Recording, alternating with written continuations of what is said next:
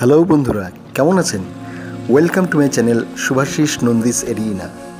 আজকে আমরা চলে এসেছি শ্রী শ্রী কাশী বিশ্বনাথ মহাদেবের শহর বেনারসে এখানকার গঙ্গা আরতি দেখার জন্য। কাশী বিশ্বনাথ মন্দিরের থেকে কিছুটা দূরেই যে ঘাটটি রয়েছে সেটি হচ্ছে এই দশাশ্বমেধ ঘাট। এই ঘাটেই সন্ধ্যে 7টা থেকে শুরু হয় গঙ্গা আরতি।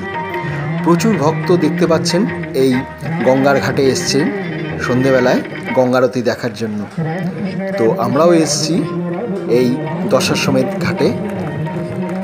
প্রসিদ্ধ পবিত্র শহর বেনারসে গঙ্গার ধারে মোট প্রায় 88টি ঘাট রয়েছে।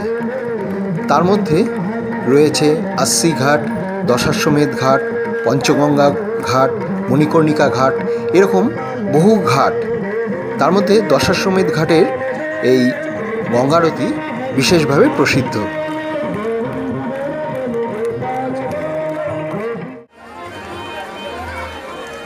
গঙ্গার তীরে বড় বড় বোট বা ভেসেল ভাড়া করেও সেখান থেকে এই গঙ্গা আরতি দেখতে পাওয়া যায়।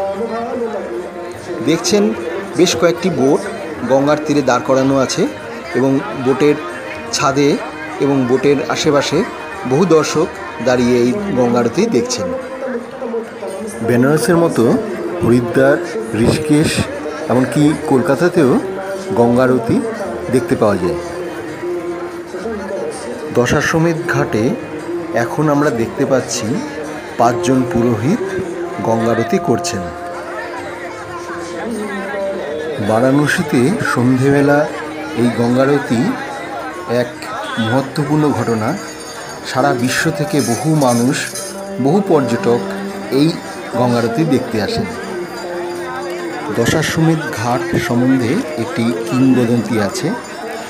তাতে প্রথমটি হচ্ছে ব্রহ্মা শিবকে স্বাগত জানাতে এই ঘাটটি তৈরি করেছিলেন।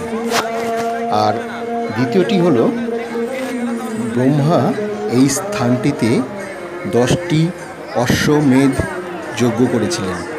সেই থেকে এই ঘাটের নাম হয়েছে দশাশ্বমেধ ঘাট। গ্রীষ্মকালে সূর্যাস্তের পর সন্ধ্যে 7টা থেকে এই আরতি শুরু হলেও শীতকালে সন্ধ্যে 6টা থেকেই এই আরতি শুরু হয়ে যায়।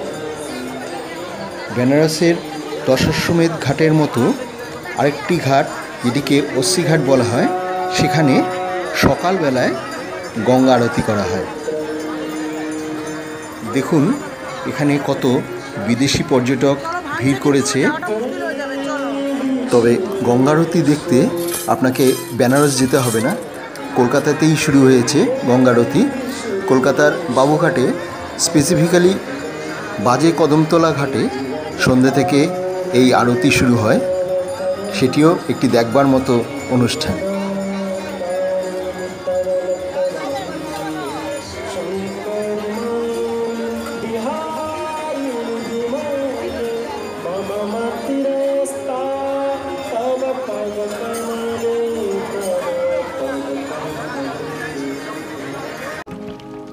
আজকের এই ছোট্ট ভিডিওটা এখানেই শেষ করছি।